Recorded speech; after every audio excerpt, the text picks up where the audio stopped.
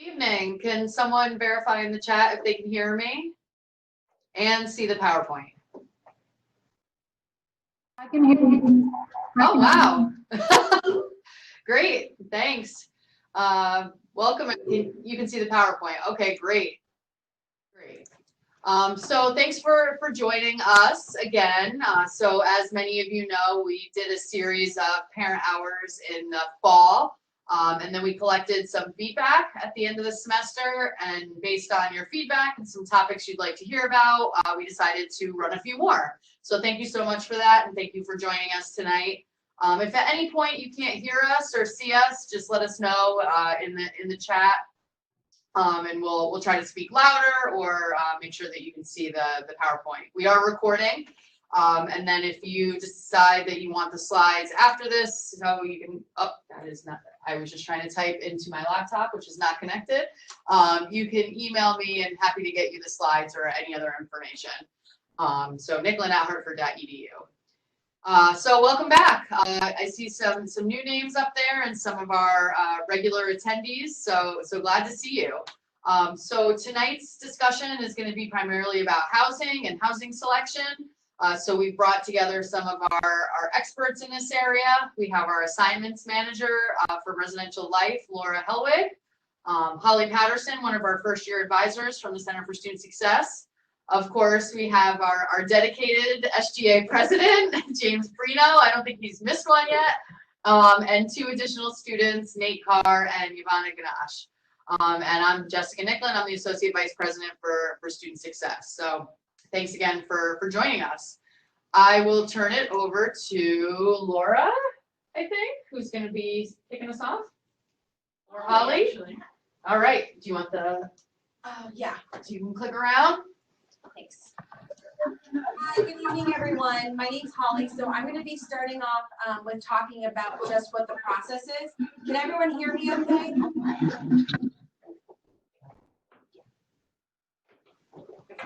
I'm going to assume that's a yes. Yep. Okay, so basically the way that the housing selection process starts is students start off by paying what's called a room reservation deposit. And that amount is $250. And just to backtrack a little bit, sorry, the housing selection process is what all returning students go through in order to select who they want to live with and where they would like to live. Students opt into this process, which is why there's an additional room reservation deposit that's required. And once that room reservation deposit is required or paid, 24 hours later, they will be able to complete their housing application and then also submit their roommate requests. Now, what happens from there is after the housing applications and roommate requests have been finalized, Residential Life then looks at everything and assigns time slots to groups of students, and they then go through and pick where they want to live. And so a lot of students get confused thinking that they actually pick where they want to live in the housing application, but they're actually just putting together an application and a roommate group. They actually will pick where they want to live with the time slot that they're assigned by Residential Life. We also have two other processes within that. One is called mixed gender and the other is special housing requests. So mixed gender is exactly what it sounds like. It's where students from any gender are able to live together in the same space. They don't share the same bedroom, but they're able to exist in the same suite or apartment together. So for example, it may be two male students and two female students. The two females would live in the same bedroom and the two males would live in, excuse me, I'm wrong. I just found out that they actually can live together. So we are allowing mixed gender in the bedrooms as well. I apologize for that. Laura is going to go over more details about that. So the special housing request is also for students who need any sort of housing accommodation. They would work with our Dean of Students office to submit documentation, and there is an additional form so that way students can write in what exactly they're looking for that housing accommodation. And then this year we're having a round 1 and a round 2, and round 1 is literally around the corner with Wednesday, being the deadline to pay that room reservation deposit. And then Sunday, February 2nd, along with the Super Bowl, everybody will be completing their housing applications. So it'll be a whirlwind day for everybody. So we can move on then, and we'll talk about that room reservation deposit. So again, as I said earlier, students pay this through their self-service center through CashNet. If you are set up as an authorized payer in CashNet, you are also able to make that payment for them. It's not going to be on the bill because, like I said, students opt into this process, so we don't bill them for this. So they have to choose to make this payment. And then what happens next is that that payment is applied to their fall bill as a $250 payment. So essentially, everyone who goes through the room selection process and pays that $250 room reservation deposit is essentially prepaying their fall bill by $250. And then that is non-refundable if a student participates in room selection and then chooses not to live on campus. So if a student selects a room and then in the fall decides that they're not returning, it's a non-refundable deposit. All right, so a little bit about CashNet. Like I said, if anyone's been in CashNet recently, it has changed. And so it looks a little bit different, but it's a lot cleaner, a little bit more streamlined. So the way that you make the deposit is by selecting make a payment from the left-hand side of the page. CashNet is accessible to students through their self-service center, and it's accessible to any parent who is set up as an authorized payer. If you're set up as an authorized payer, you have your own login and you can go in and make this payment. And what you would do is you would select the $250 room reservation deposit, add that to basically the shopping cart, and then continue and check out with the payment. It's pretty straightforward, pretty simple. Just remember, it's the $250 room reservation deposit. It is different than the housing deposits that is there, and a lot of people do get confused, so I'm going to say it again, room reservation deposit. We can never say it enough in this room. All right, so then once they have paid their room reservation deposit, see, I just did it, room reservation deposit, 24 hours later, they will be able, and they, meaning the student, will be able to go into their self-service center and complete their housing application. What they do is they log into self-service, and then they go to the student main menu, and they would click on residential life, and then they would click to log in, and that would bring up a portal for them to use their email credentials. This is also where students choose their meal plan, they select their roommates, and put a group together. And most of our upperclassmen housing is group housing in the sense that it's suite or apartment style. And so a lot of students are going to be having 3, 4, or 5 roommates listed because they are living in that group. And I think now I'm going to turn it over to Laura to talk more about that roommate selection process. All right, so now on the screen, you can see a screenshot of what your student will see when they log into the housing portal. It's a little bit different because this is the editing access page, but what they will see is a bar at the top that has different pages that they complete. You can see that one of them is the meal plan, other ones are informational, talks about refunds and confirmation of the housing application. The last page, once a student completes the application, is the roommate group page. This is where your student will look up and select roommates. This portal also has the function for students to message other students that they might want to be a roommate with. So if your student is still looking for a roommate or is just exploring this, this is a great resource for them. If your student knows who they want to live with, they can search their name in the box. They can search by details such as their ID number in order to find the specific student they are looking to live with. Your student will request a roommate if they choose to be in a roommate group, and then the other student will need to click on confirm on this same page in order for it to be a mutual roommate match. So if your student has a group that they're going through room selection with, it's a group of 4, they need to have 3 students on their roommate group page that they have listed as roommates. If your student is going through a group of 6, they need to have 5 roommates listed. If your student gets a roommate request they don't quite want, they already have their group established, they're always welcome to deny one of those requests as well.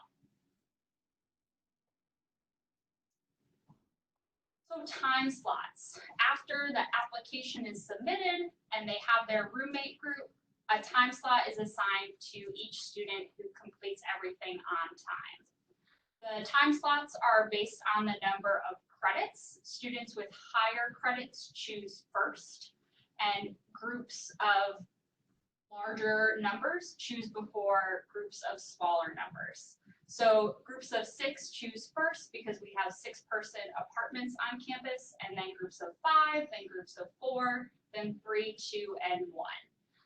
And this is so larger groups, such as 6 people, have a good chance of being able to all live together because they have requested each other as roommates. If you have a group of 4, you'll be going the same day as all other groups of 4, so you'll be able to choose a 4-person apartment or suite on campus where all 4 students can live together.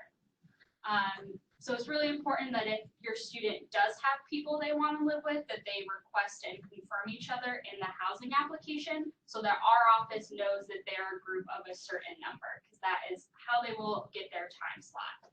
Everyone in the group will have the same exact time to log in. Only one person from the group needs to go into the housing application to choose the space. So during their time slot that they'll get via email before, at least a few days before their time slot, they will be able to log in during their time slot, and they'll see what you see on the screen right now on the right-hand side. So that is a list of all of our housing options on campus, and buildings that are 24-hour quiet are listed on there just so your student kind of knows what that experience is like in that community. And then it kind of goes like a tree with branches. So if you click on Village Quad 1, you then see all the apartments in Village Quad 1. You can click on an apartment in Quad 1, and then you can pick on a bedroom in order to place yourself into that specific bedroom. The same goes for each other building on the list there. So if you are a roommate group, when you go to pick a room, an apartment, or suite, you are able, as the person logging in during the time slot, to place everybody you have requested and confirmed as a roommate into a bedroom. So one student can assign all 6 people in the group to bedrooms. So it's really important that your student talk with their roommates ahead of time to decide who's going to be roommates in each bedroom, and as well as deciding what the first, second, and third choices are. So for example, if your student really wants to live in Village Quad 3, but when their time slot comes up and there's no spaces in Quad 3, maybe their second choice was Quad 4, and there's a space in Quad 4 so that they can choose that one. It often causes a little bit of a time constraint if your student, while they're in during their time slot, has to go back and forth in a roommate group chat trying to figure out what your second choice is, because time is of the essence when your time slot comes up. So on the day that your student has their time slot, they will be able to choose any time that day, but we highly encourage them to log in at their time slot so that they can see everything that's available in that moment.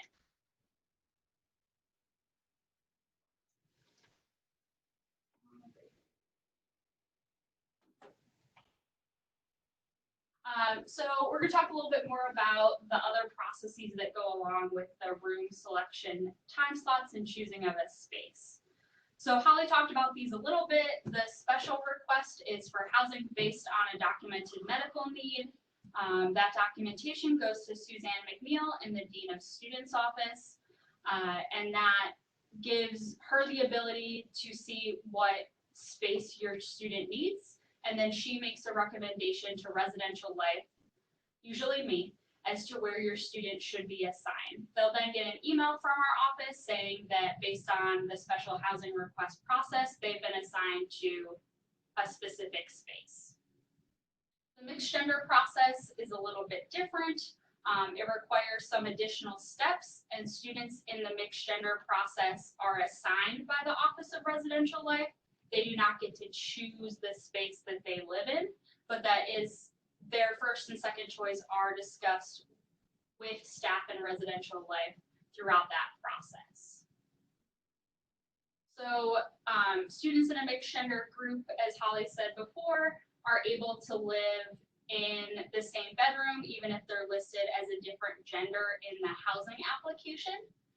So the students fill out a supplemental form that's located within the housing application to let us know that that is their intent. If all students have completed the housing application by the deadline, they then meet with a member of the residential life staff, and we are able to discuss with the group some guidelines for mixed gender living, the differences between mixed gender housing and housing in other areas, and then we also discuss with them as a group who goes into which bedroom together, so that's who is direct roommates in a bedroom, and also what their first, second, and third housing choices are. That gives us the ability to assign students to the housing space that they would have gotten if they were to be able to be assigned a time slot and choose a space during room selection. The deadlines for both of these processes for room selection round 1 require your student to have completed everything by tonight at midnight, but these two processes are also open for room selection round 2. So if these are things that your student is looking at, if they've missed these deadlines, they're still welcome to do that again for the next round. So we have a couple questions. If students have a class at their assigned day or time, are they excused from class to take care of their room selection, or do they do it as soon as they get out of class? I'll defer to the students on this. What's your experience been? I'll say, so I'm Nate Carr, just to introduce myself. I'll say in my own experience, I've signed up for our room selection twice now. The first year, so freshman year to sophomore year, I had it, the selection was during a class time. Luckily, I have 3 other roommates that I'm rooming with, and I reached out to them, and they said that they would be able to handle it because not all of us had class at the same time. If you're not quite as lucky, you know, it is possible that all 4 students have class at the same time. I think that's a conversation to have with a professor and say, oh, can I step out of the room for a minute? Almost all professors don't mind at all, but that's just my personal experience. Yeah, we don't have a formal policy, but I would think in most cases, you know, just having a conversation beforehand with the faculty member, typically most are pretty flexible.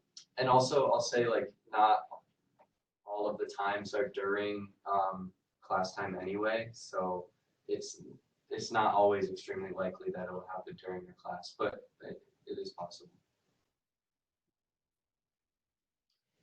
So another question, how do students know what the rooms look like?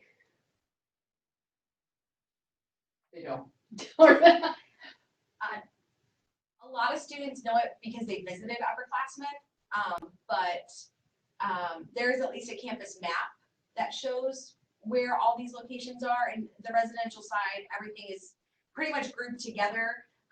And so, you know, there is that campus map. As far as seeing what it actually looks like inside, there's not a good way to do it. And so we haven't figured out the solution to that.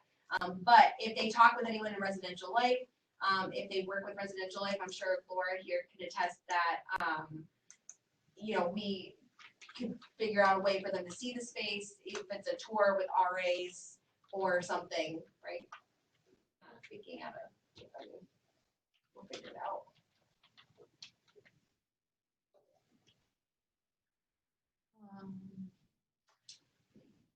So the question about the AC unit, we have AC in upper class housing, but not all upper class housing. So E and F complexes have air conditioning built in, as well as Park River. In the village apartments, students can bring in their own standing, like freestanding AC unit. That's new this year and it's been working pretty well. But in Regents, we do not have the ability for students to bring in any kind of AC. So if your student is looking for housing with an AC, they're welcome to go through the special housing request process so that it's guaranteed.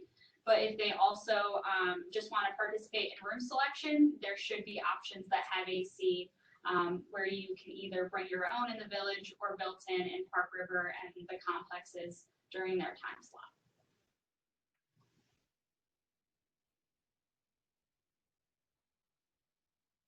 I'll also add something really quick. This is James, by the way. Your students most likely have friends or classes with upperclassmen, sophomores, juniors, even seniors. And so if they just want to ask and say, hey, where do you live? And most of them probably live in diverse areas. So saying, hey, can I come see your room? So I actually have a good friend of mine in the first year class. And he said, I want to come see Park River. Do you live in Park River? I said, I certainly do. Come in and take a look. So he came in one night and just looked around and said, oh, this is cool. I said, well, and then from there you can say some of the other buildings are pretty similar to this, minus one or two things. So such as Regents Park, that's very similar to Park River, minus the full kitchen, things like that. So if they ask around, they can most likely get into a couple of the buildings.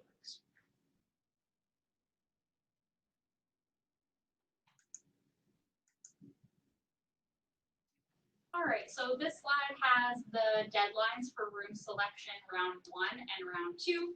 So like Holly said at the beginning, round 1 is quickly approaching. Friday at 4 is the deadline for the deposit, and then Super Bowl Sunday is the deadline for the housing application, as well as students having their roommates selected and confirmed and everything in the housing application. And then you can see the round 2 information there as well. So if your student is still working on a roommate group, or they just want a little more time to prepare for choosing their housing, they're welcome to do that and then participate in the process that happens in March. So there's a question about cost for housing options. The current academic year 2019-2020 housing costs are listed on the website. So you're welcome to go on and see what those costs are right now, as well as the meal plans are also on there as well.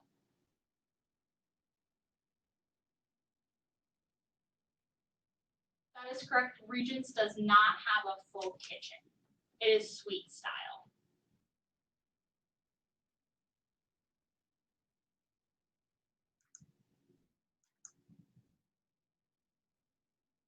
Oh, sorry, me again.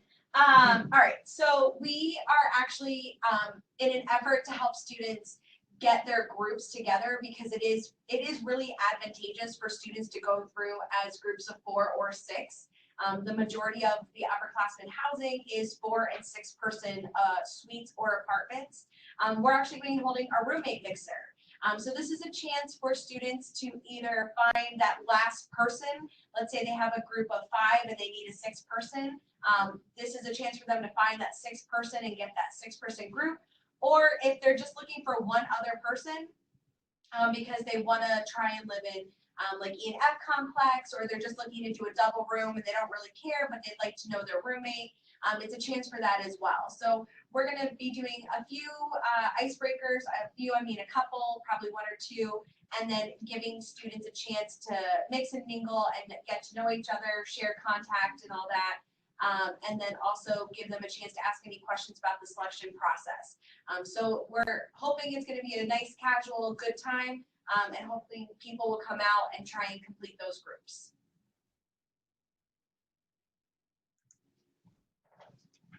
Is that the last slide? Yeah. All right.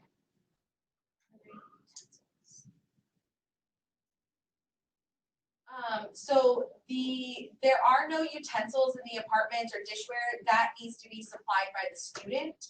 And then in the apartments and suites, the interior cleaning is entirely on the students. So like the hallways and the lobby areas, elevators, stairwells are maintained, but the students are responsible for cleaning their own suites and apartments. And there are closets, space for them to store cleaning supplies and all that. And so it's a really great step as they, hopefully future apartments and getting used to that.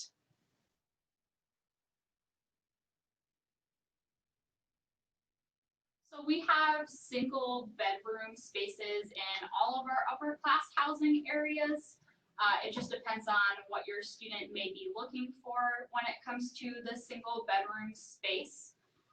We do not have a ton of singles, so it can sometimes be hard to find a single during a time slot of room selection, which is why we really encourage students to find a group of people that they're comfortable living with, that they can be successful living with. So that if a single is not available, they still are able to know who they're living with and have a good time with the people that they have chosen. So in E&F complexes, students live in a single room if that's what space is available, and they share a bathroom in the hallway with other residents of that floor. In the other upper class areas, there are single bedrooms within 4-person suites or apartments, where you would share the bathroom with the students in that suite or apartment. So some clarity, it looks like, on the dates. Let's see.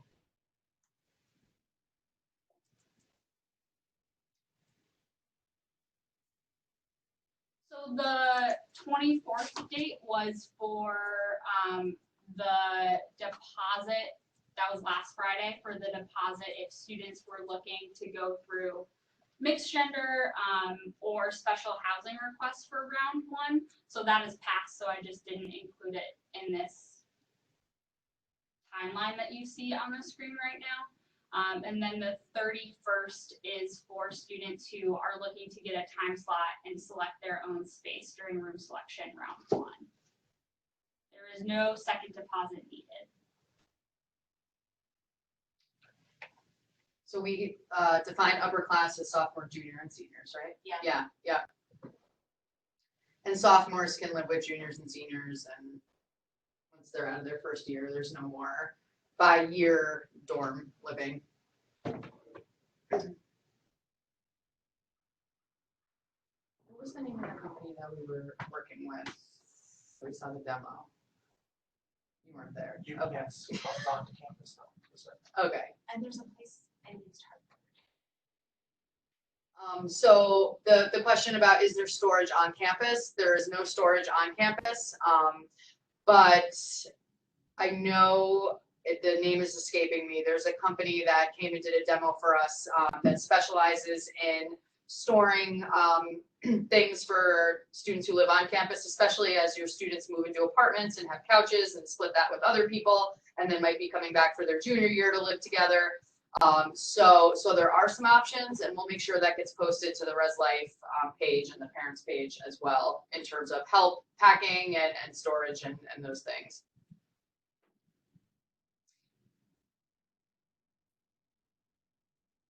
There won't be facility trucks making runs to local storage units. I do not believe.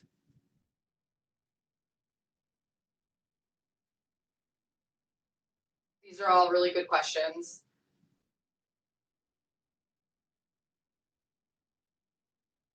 So while you think of other things that might be on your mind or specifics, as you know, no questions too small or big. Do our students have any feedback? So if we want to go down the line and say where you live.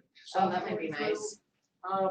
Senior year for some of us, junior year for others, just to say how the experience went, if that's all right. I know That's a good idea. Yvonne is a resident assistant, so she hasn't lived in too many upperclassmen areas. She's zero upperclassmen areas. She's only lived in first year student areas. But for myself, I've lived in Regents, Park River,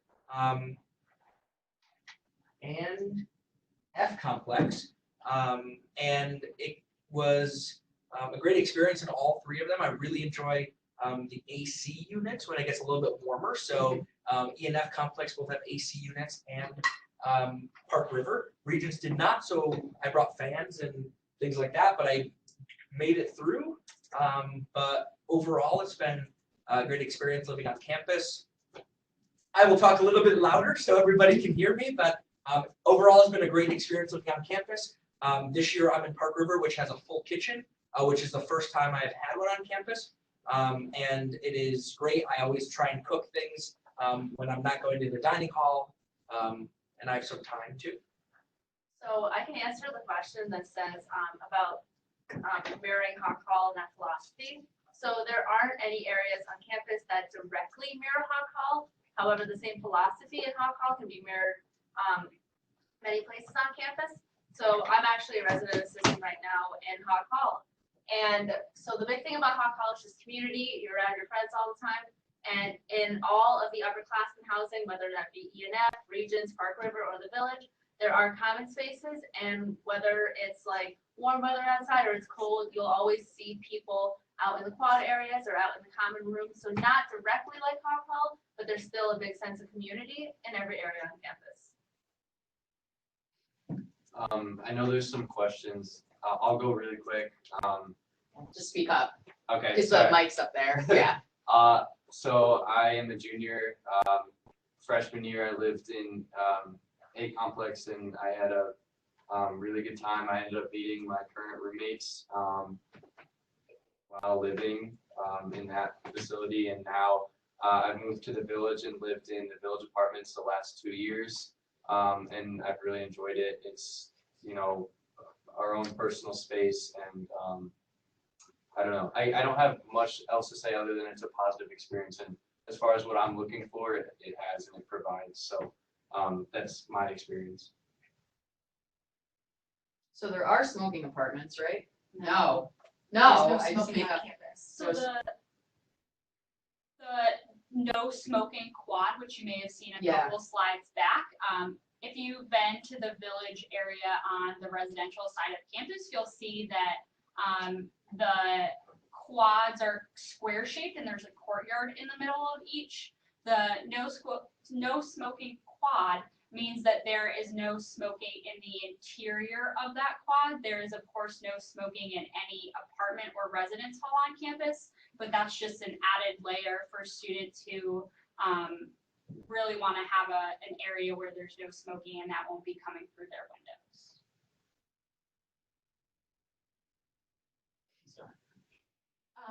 It varies. So for the furniture, it varies. So Regents Park has couches, chair, and dining room table.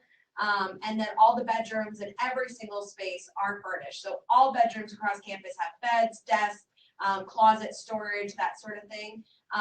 In the apartments, in the Village apartments, there's no living room furniture.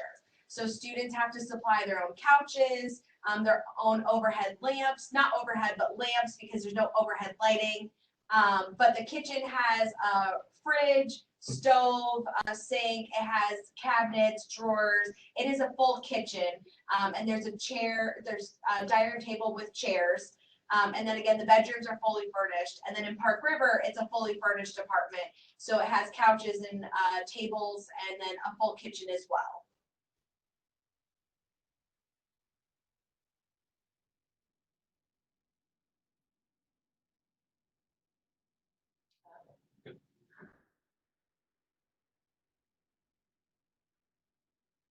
The heat's not regulated by students in the upperclassmen areas. It is entirely in the Village and in Regents Park and Park River. There are thermostats that they can adjust the temperature by like 1 or 2 degrees, but the heat is actually regulated by the university. So facilities will basically turn the heat on for the entire campus at a certain point in the fall semester, and then in the spring they'll turn it off. And then those areas that are air conditioned will have the air conditioning basically turned on. So it's not quite regulated by the students, but they have a little bit of flexibility with a couple degrees.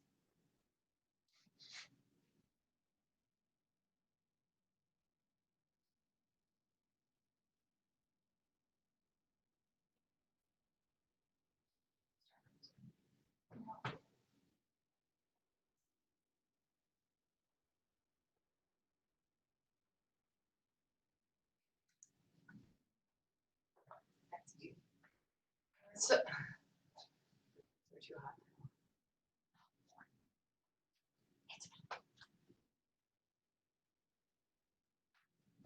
So in reference, I can answer a little bit about the question of any of the old buildings. So right now there's, it's a start, $10 million dedicated to doing some updates on the residential side of campus. So I'm not sure if any of you saw some of the updates. You guys can speak to this more, to the basements of the complexes, where there's now some more study space, gaming space, movie space. I'm totally not giving the cool version of this. And it's escaping me exactly the next plans, but I know that there are plans to update some of the kitchens, and hopefully down the line to actually put in some new dorms, but that, I can't speak more to at this time. But yes, there is plans or are plans for doing some updates. Yeah, sure. So in regards to the last question about Hawk Hall, so I'm actually, I'm an RA in Hawk Hall right now, and sometimes the thermostats do get broken. Right now my room is actually, I set it at 68 and it's actually very chilly. I actually end up sleeping with like 2 or 3 blankets every night. So if your daughter is saying that the room is a little too hot, it might be that the thermostat is broken, and if the thermostat is broken, then they can put in a report it to facilities, and facilities will come within like a day or 2 and check it out, and it might just end up that the thermostat's not working and they can get it replaced.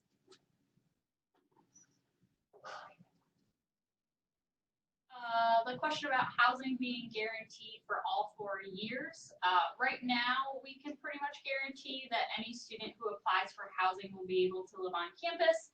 That may change in the next few years, but if your student is looking to live on campus for the next academic year, they will have a space to live on campus.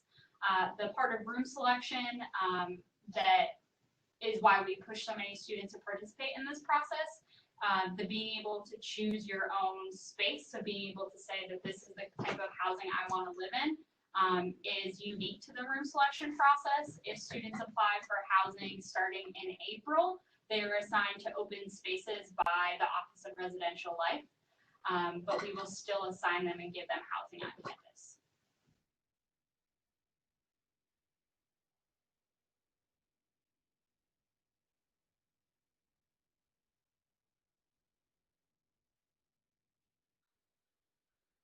It really depends. If students get their first choice of housing, they should definitely have backup options because nothing is ever guaranteed. But it really depends on what your student is looking for and if they have a roommate group. So if your student is in a roommate group of 6 people, they will be in the village because that is where we have 6-person apartments. If your student is in a group of 4, they may be in Park River, they may be in Regents, they may be in the village. Amongst their group, they should decide what their preference is so that they know when they log into the housing application what they're looking for first, and then if that can't happen, they have a next choice to go to.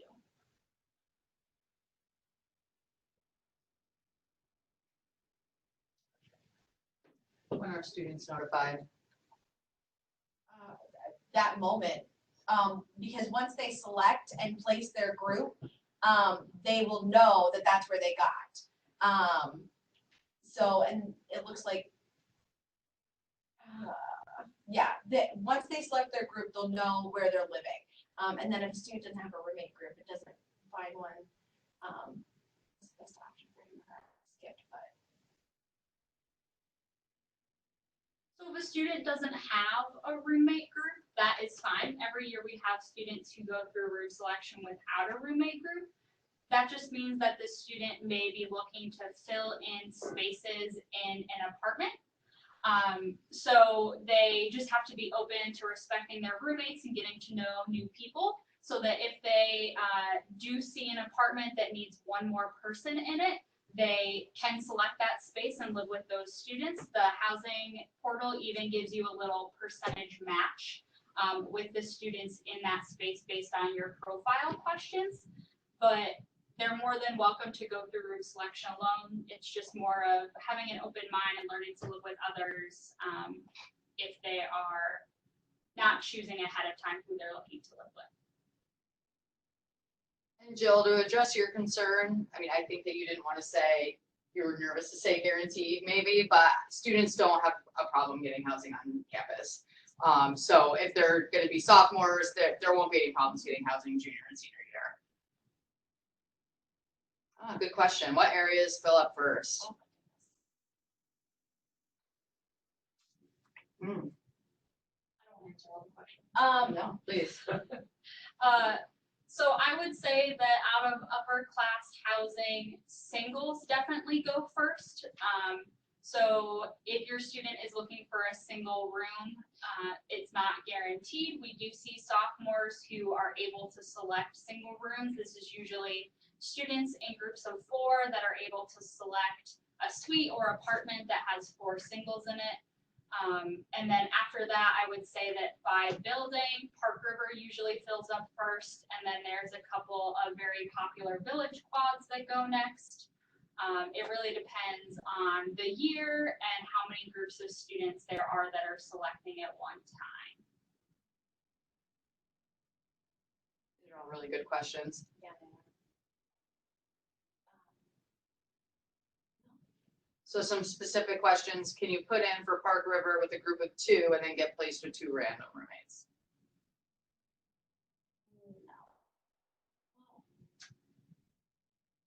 Yes and no. Right, yeah. So how the portal works is that if you are a group of 2 and there are fully open apartments in Park River or the Village or suites and Regents, you are more than welcome to pick one of those spaces. So you can put you and your roommate in one bedroom, and the other bedroom in the apartment or suite could be open for other students to choose, and other students may go in and choose that space with you. It really depends on if there are those spaces open. If there are a lot of groups of 4 and all of the Park River apartments are filled at that point, or at least have 3 students in each, then a group of 2 wouldn't be able to live together in Park River.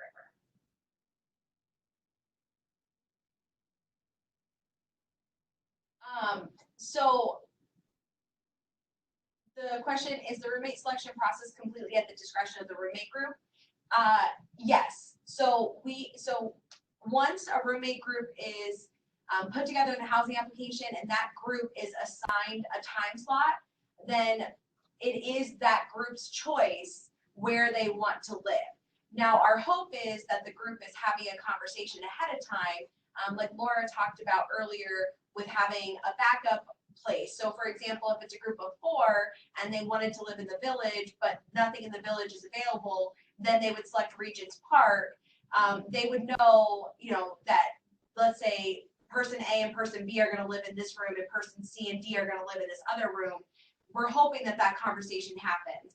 As far as any options for fixes or changes later, it is so common for emails to come in over the summer saying, we mixed ourselves up, can we swap our roommates? And Residential Life fields that over the summer. And sometimes even into opening when people walk in and they're like, oh, we put ourselves in the wrong rooms. So while it is a fairly solidified process, if there's any major issues, there are options. The Village is the only option for 6-person apartments. Park River and Regents Park are for 4 people total. And so if it's a 6-person group, they are automatically going to go through in the Village. And singles do cost more than double rooms. And so again, that's part of that conversation ahead of time is hopefully the group is talking about who's going to go into a single room and who's going to share a double room, because there is also a cost difference between those 2 rooms. So maybe to answer a bunch of the questions, it would be helpful to, can you go through and talk about each of them a little bit?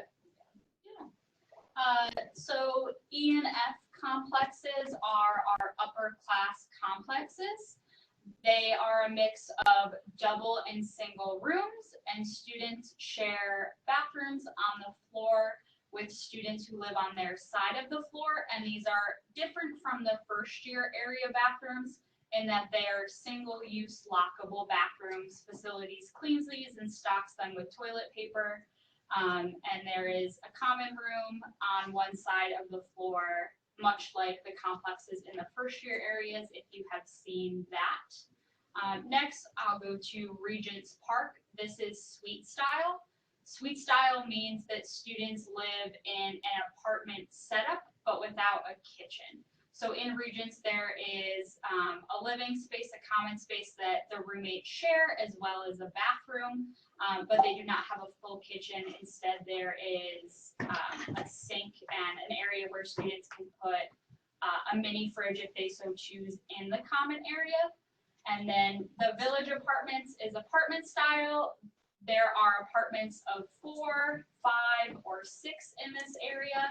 They are mostly apartments of 4 or 6, which is why we encourage students to have groups of 4 or 6 when they go through room selection, as the village apartments is our largest upper class housing area.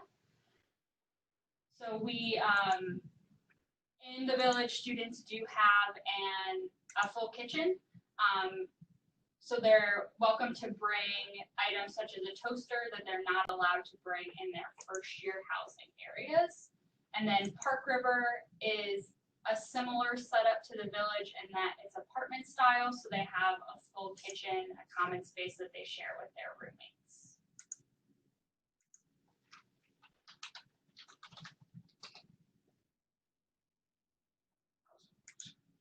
So we are just going to hartford.edu and searching housing, showing you.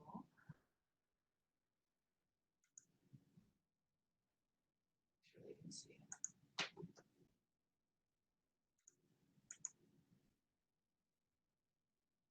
Okay. Oh. So I'm on the housing page on the website. And to the left, it says residence halls. If you click that and go down, you can see upper class housing. And these will give descriptions of each of the dorms as well, or each of the options. So that was just searching housing in the search bar. And then when you, or residential life, and then you get to housing. And scroll down and go to upper class housing. I can put the link in the chat for you as well.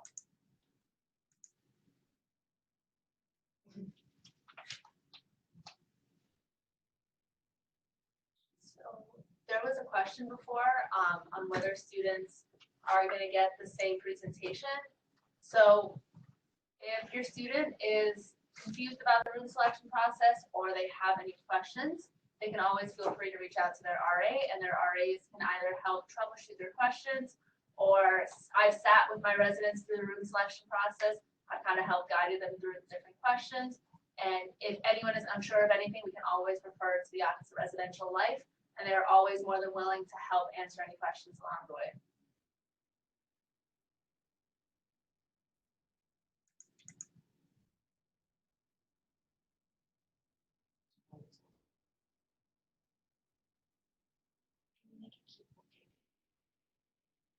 You look in real time, right? Yeah. Yeah. There will always be double spaces open. So if the single price is out of your price range, that is fine. There will be double spaces that your student can choose to live in. Where can they find information about the pricing? I know you mentioned it earlier. It's on tuition. So search. Oh, move that. Go down. Oh, right here, housing costs.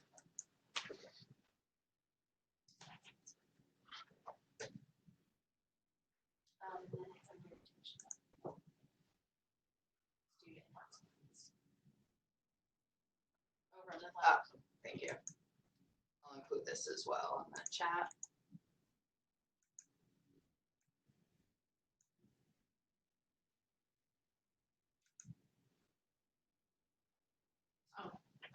doing the same thing.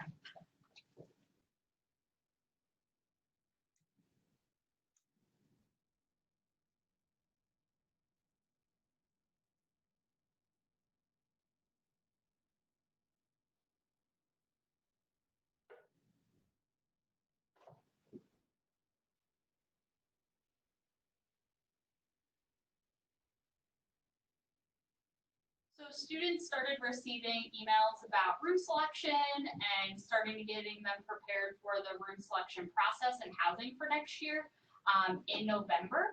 So we try to give them a little heads up that this was coming so that they had time to ask questions, like James said, to talk to some of their upper class friends so that they could see some spaces. And then our website has a lot of information about the different residence halls on campus that we encourage them to look at, as well as on kind of the same area we were just on, looking at the different styles of housing. There is information about the room selection process as well that's been updated, so that hopefully will give your students some information as well. If your students have any questions about what it's like to live in those areas, I highly recommend they call our office and speak to one of the students who work at our front desk. I supervise those student workers, and they spend a lot of time just talking to parents or students about their experiences living in the residence halls on campus, and they would be happy to answer specific questions about what furniture they brought into a village apartment, or things like that, as your student is looking at where they want to live for next year.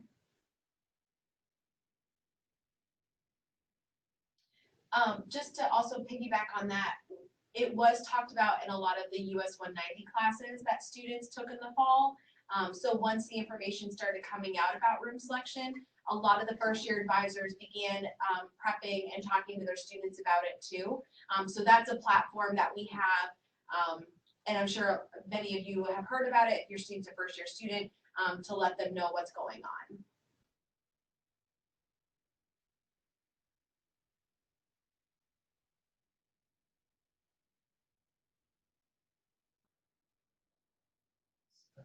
So in the housing portal, when students can go in during their time slot, it only shows something that is kind of out of the norm for a residence hall space. For example, if it's 24-hour quiet hours, or if it's a non-smoking quad. And our only non-smoking quad that has that courtyard is Village Quad 2.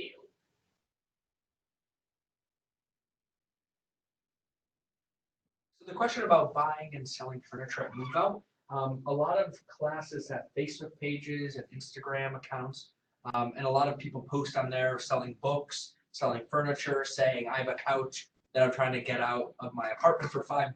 Who wants it? You just have to move it, things like that. So there are definitely times where seniors or even other upperclassmen students are looking to buy/sell furniture. So it's just where you look. So I think every class has an official Facebook page, and I know a lot of times books are posted there saying, if you need this class book, please let me know, things like that. So there's always places to look. And there's a group called West Hartford Buy, Sell, and Trade. There's something called Free Cycle that I've seen. I think I've actually gotten a futon from there myself. So there are definitely options for that. No? You're saying no to Free Cycle? For another day, I guess. But yeah, West Hartford Buy, Sell, and Trade is a pretty good one.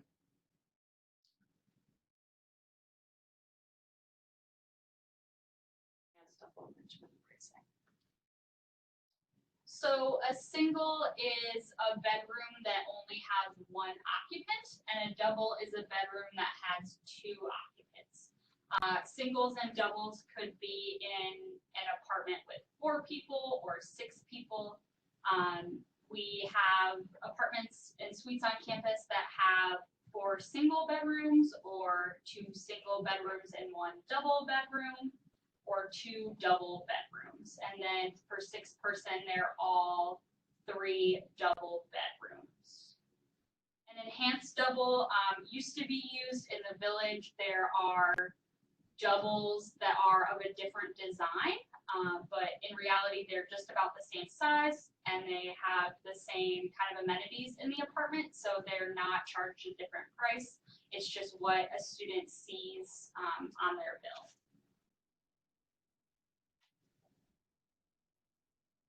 Students can bring their own AC for village, but website says they cannot. They can. They You said that can. was new this year, right? It's new this year.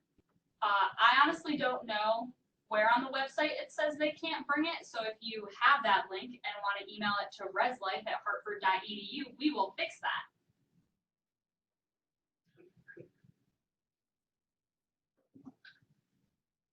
Well, with our 5 minutes remaining, I want to be respectful, or 4 minutes remaining, I want to be respectful of your time. The questions were outstanding. Thank you so much, and thank you so much to our panel. So follow-up questions, reslife@hartford.edu. Oh. I know. Hartford, oh my gosh, when you're having pressure, let's see, .edu. CSS@hartford.edu, of course, first year advisors also, have the information on this, if your student's comfortable going to them. But ResLife is probably the best place to go.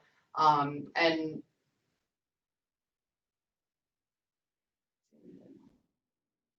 Yep, that was new this year, the AC in the village. So yes, you can bring AC in the village. So I think also the feedback is outstanding, and a lot that we can pass on and things to think about. So anything else that comes up, feel free to follow up. Any remaining questions in the last couple minutes? Go ahead and type them now.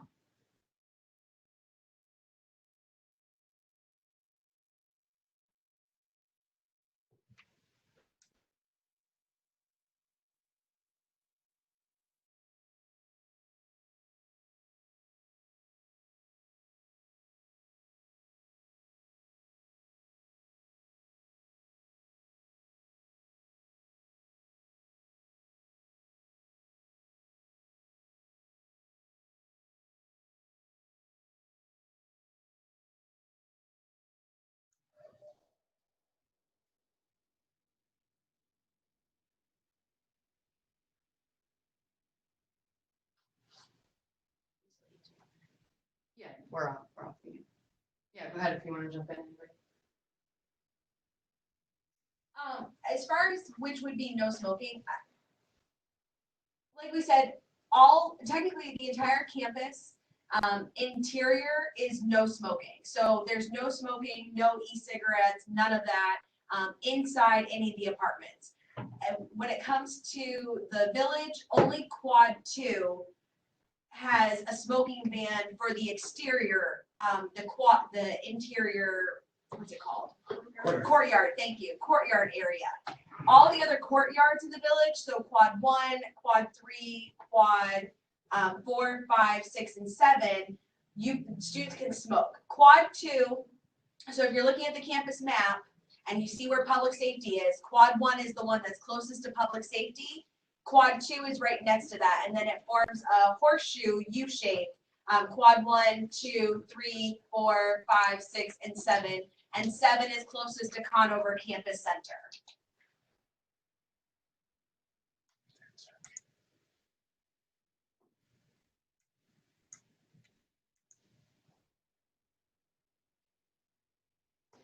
Oh boy. Okay. So we're looking at a map.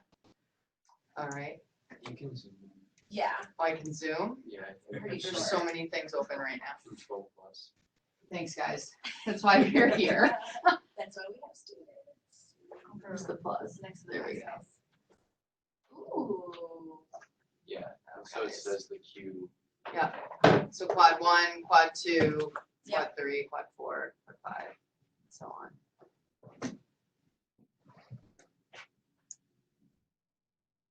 Yep. So if you just go ahead and type in campus map in the search bar, it's the first thing that comes up as well.